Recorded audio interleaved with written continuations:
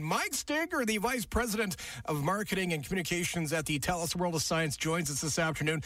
Mike, thanks a lot for joining us. The Indiana Jones exhibit is in Edmonton until April. In fact, is the only stop in Western Canada. Tell us about some of the props and exhibits featured at the World of Science and how the exhibit works.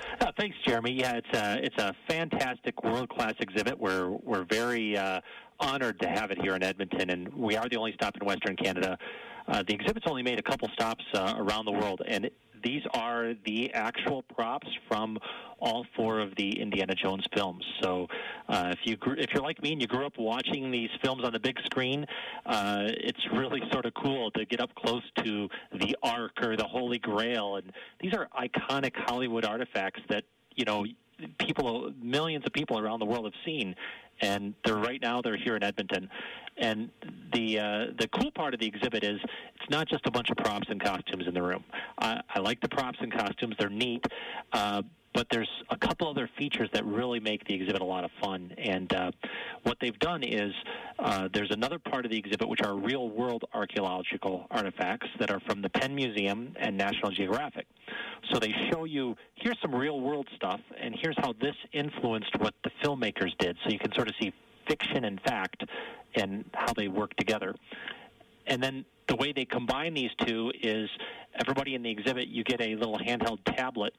So there's this whole interactive component to it where you go through and you solve puzzles and you interact with the exhibit, and it sort of blends the two together. So it makes for a fun experience. And what you find is, especially with the movie props, people don't read a lot of text. So we don't like a lot of reader boards on there.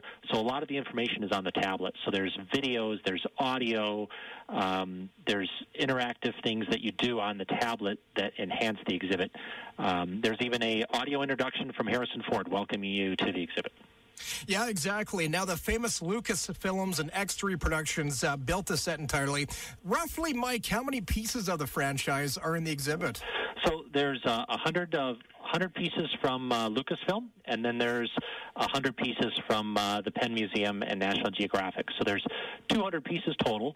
The really priceless stuff is the real-world artifacts. Movie props are movie props.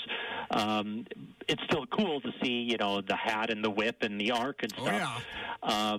But it's all the iconic ones from the four Indiana Jones films. So we've got, the Crystal Skull, and we've got the Holy Grail and the Staff of Ra headpiece. All the way down to the whiskey bottles from the Ravenwood Saloon in Nepal.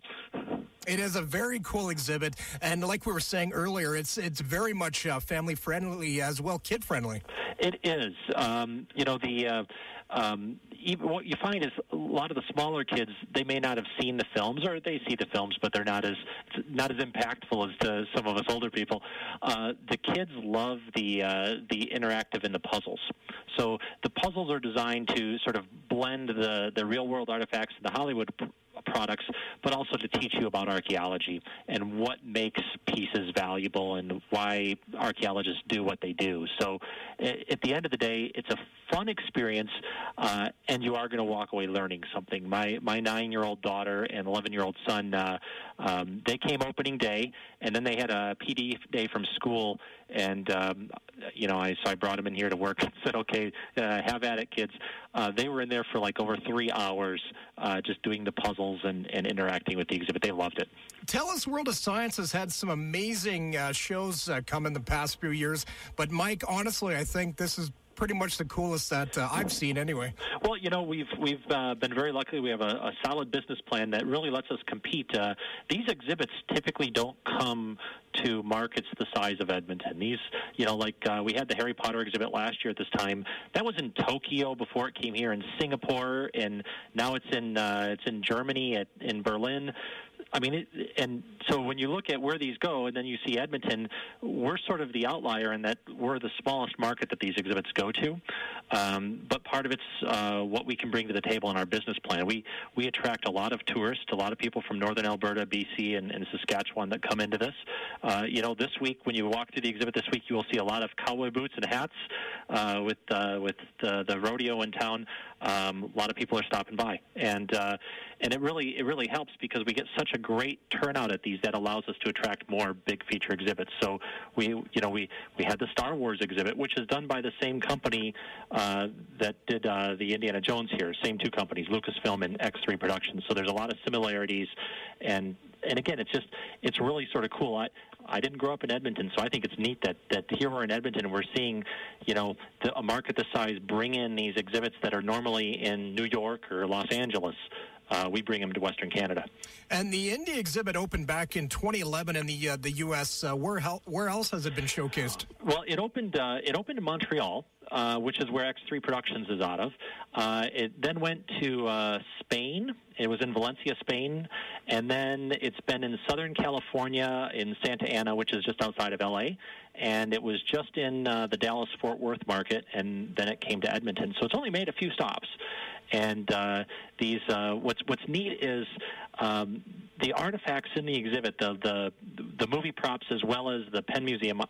Some of these are priceless artifacts. So when the exhibit came to us, it came on over a dozen semi-trucks. The two trucks that carried all the crates with all the artifacts, they came from Fort Worth with two drivers in each truck because they're not allowed to stop.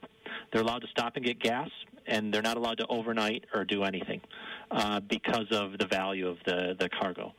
So it's really sort of neat to see these priceless pieces, and then the way that it comes together in the exhibit with the lighting and the sound and everything. Yeah. It's just a very immersive experience.